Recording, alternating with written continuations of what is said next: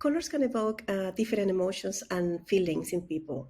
And by choosing the right color palette for your brand, you can communicate the right message and create a strong brand identity that resonates with your target audience. A well thought out color palette can also help differentiate your brand from your competitors and make it more memorable. Ultimately, choosing the right color palette is crucial for creating a cohesive and effective brand identity that can influence your customers' buying decisions. Hello and welcome to my weekly video. If you are new here, my name is Maribel. I am a branding and web design expert, and today I'm going to talk to you about how to choose the right color palette for your business. And at the end of this video, we'll go over some tips and tricks to help you pick the perfect color palette for your business. Tip number one, consider your brand identity. So the first tip when choosing a color palette is to consider your brand identity. Think about your company missions, your visions, your values, and your personality. Do you want to portray a professional, a trustworthy image? Or maybe you want to appear more creative and energetic? Your color palette should align with your brand identity and convey the right message to your customers. Tip number two, look at your competition. The second tip is to look at your competitors. It's that easy. Take a look at what colors they are using and think about how you can differentiate your brand for them. You don't want to use the same colors as your competition, as this can create like confusion in your marketplace. Instead, try to find a unique color palette that will make your brand stand out. Tip 3, consider color psychology. The third tip is to consider color psychology. Colors can evoke different emotions and feelings, as I mentioned before, and it's important to choose a color that aligns with your brand message. For example, blue is often associated with trust and reliability, while red can evoke excitement and passion. So consider what emotions you want your customers to feel when they see your brand and choose your colors accordingly. Tip number 4, keep it simple. The fourth tip is to keep your color palette simple. So too many colors can be overwhelming and dilute your brand message. Stick to just a few colors, core colors, and use them consistently across all your branding materials. Tip number 5, test and iterate. And the final tip is to test and iterate. Once you've chosen your color palette, test it with your target audience to see how they respond.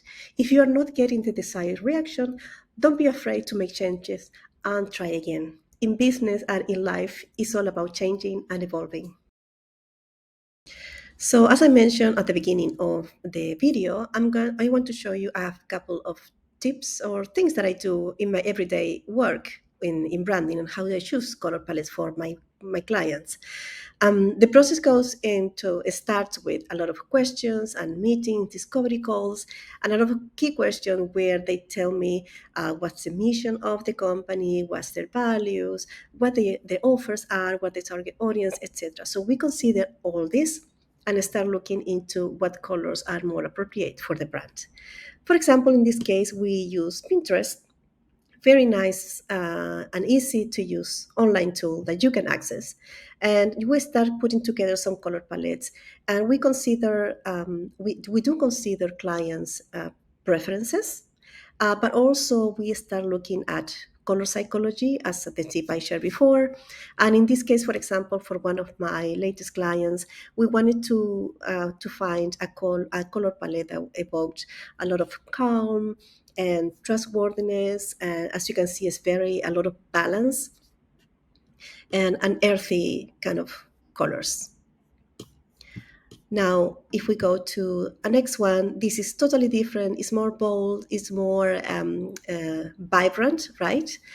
This is for a marketing agency that focuses on non-for-profit, and the target audience is a very elevated woman, executive woman. So we are just starting working with this brand, and there is some personal preference from my clients, but we are also looking into what each of these colors means and what we can use it for the brand. Another tip is just all good Google. Go to Google and type color psychology, or you can go for color psychology for and enter your industry. For example, for life coaches, for yoga teachers, you will find a lot of good content. You can also go into the images, and as you can see here, a nice color wheel with different main colors and why they represent. They can guide you a little bit on where to go, and consider also your preferences, and also consider your target audience. And the last easy tip, again, Google. Go and type, for example, color for happiness. And the first one that is shown to me is yellow. It's a primary color that represents happiness. If I go for, let's say, another emotion, trust, color for trust or trustworthiness, blue is the color that is known for trust and dependability. And then you can start looking into other shades of blue. If you go into the images, you have very nice resources here as well. In conclusion, choosing the right color palette for your business is an important decision that should not be taken slightly.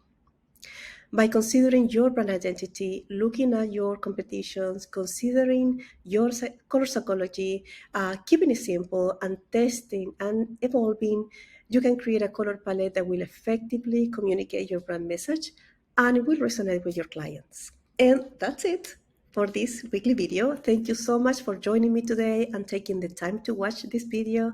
I hope you find the video useful and valuable for your business.